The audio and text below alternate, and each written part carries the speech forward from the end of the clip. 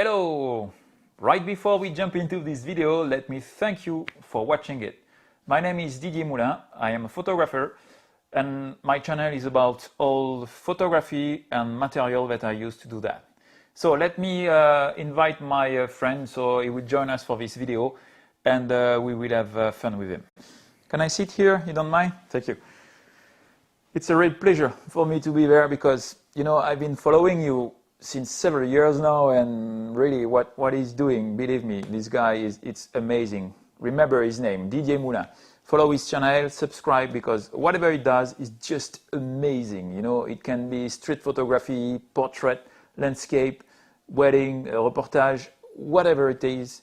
As soon as he has a camera in his hand, it's just amazing. So follow his channel. Okay, so what I propose is that we jump into the video and see that. Okay? Perfect. I'm listening to you. Okay. Great. So, if I tell you build like a tank, the king of the night, stunning 3D tracking, 9 frames per second, up to 11 frames per second in crop mode. If I tell you that it's the first Nikon DSLR with HD video recording, and if I tell you, yes, if you are watching this video, it's maybe you are like I was a few years ago. If I tell you that I've been wanting, I've been willing, I've been chasing, dreaming for years about this beast, and you know what? One day I got one.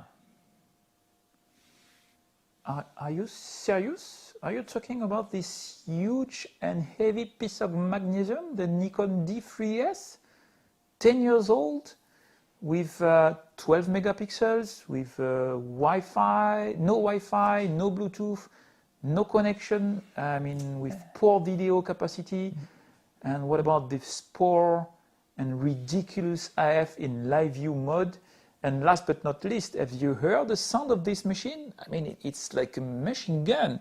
So no, seriously, we are in 2020 now, you know, there have been a lots of improvement in the field of the camera, you know. So you're perfectly right. If you want something small to put in your pocket with tons of megapixels, with touchscreen, connectivity, with 4K video recording, it's not for you, definitely. But you know, talking about photography, in 2020, the Nikon D3S, it's still worth going with it. Believe me, and I will show that during the video with lots of examples. So let's go on. And now if you want to leave, you can go. Thank you so much for your help, and see you maybe in another video next time. Goodbye. Okay, thank you anyhow. See you, and don't forget, follow him. See you. Goodbye. This guy is crazy. I mean, how can you say so much bad things about this machine? Okay, the sound is, I have to admit, about the sound, it's not discreet. If you are in a church for a wedding, might not be the right thing. But for the rest, okay, no touchscreen. It's not something really important today to have a touchscreen, to my point. Okay, you don't do that to scroll the pictures, but what's the point about this? Does it make a bad camera? No. It says there is no video. Okay, you have a very slow level of video capacity. You can make video, you have a microphone jack here, so you can plug a microphone and make videos, but you don't have the stability of the hybrid camera that we have today. The sensor is not stabilized, so you don't have this IBIS, in-body image stabilization. You don't have it in the D3S. Forget. If you want stabilization, you have to get some lenses with stabilization. But all right, it's not made for video. If you want something for videos, try something else. Like for instance, the Lumix S1 or S1H or S1R. Even the S1R is okay for the video. What else? He said that there are only 12 megapixels. Okay, that means that you cannot crop. Or if you crop, you lose definition and you may not be able to print very large format. But let's say 12 megapixel is okay for A3, A2 perhaps, A2. But if you need to crop, it's maybe because you didn't make the right framing at the beginning. So use your feet, move forward, backward, frame correctly, take the time to frame and make your shot.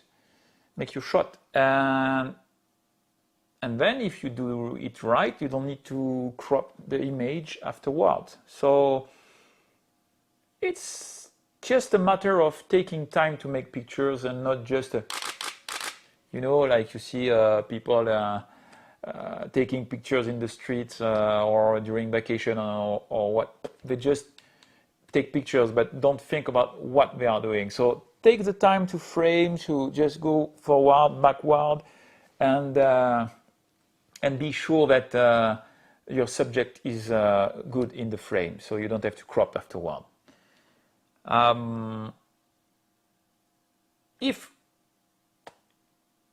If you don't want to do this walking, if you don't have the capacity, another idea is to take some good lenses. Let's start with sometimes you have a 24-70, for instance. Try to find your best distance, focal distance. Try to find it. One day you take your 24-70 to 24 and you go out and you see if you like the 24. Then you put it to 28, 35, 50, and once you are familiar with one focal distance, buy a prime lens, really. For instance, here I have the 28mm 1.4 E AFS ED. I purchased it on a used market. It was a real bargain, and honestly, it's a joy to use that. When you are doing pictures of people for there is a meeting or you are in the streets, 28 is, for me, is really good good lens, because it's not too wide like a 24. 24 starts to maybe be too wide, and you have some deformation if the people are on the side of the frame and so on. 50 is, yes, street photography with 50, it's a bit narrow. You have to get in large places where you have room, or you have to think about what you do with the 50mm. And if you are familiar with the 50, it's okay. I am also very familiar with the 50 because I'm talking about the 28, but I have the 50mm 1.4 Sigma Art also, which is a beast as well.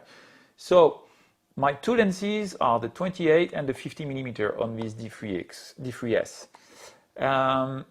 Okay, so try to find your focal distance, buy a prime lens, and go and frame and shoot. And you will see that 12 megapixel is far enough, far, don't need more.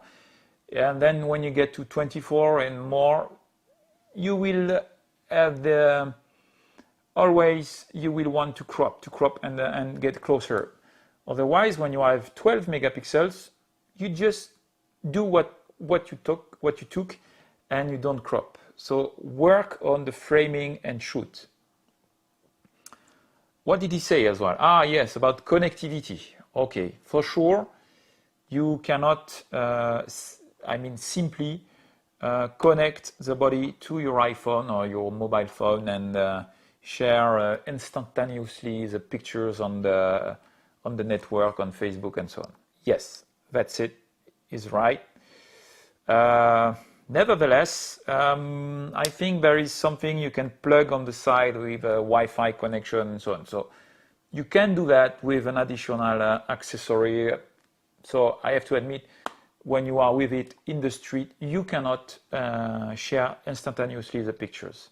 And the point is that you have two slots here with compact flash cards, and for an iPhone or an iPad, for instance, you can find, you know, this card reader which is made for SD card. But for compact flash, I don't have the solution. So yes, it's not instantaneous. You cannot take a picture and share it immediately. But after that, for the rest, it's a beast, and I will show you that with lots of examples in many fields of application. So, okay, I am back after my video montage, and I realize that I finally put a lot of pictures already. So that's all for today regarding the D3S. I will make another video to show how make the parameters of this body to make it more even more powerful. I think it's quite clear for you the capacity of the D3S. I hope that you like the way I approach this kind of review. I'm brand new on YouTube, you know, so your comment will be welcome. I want to not to make a review of the body because it's a very old one, and I think there are thousands of reviews already on the web.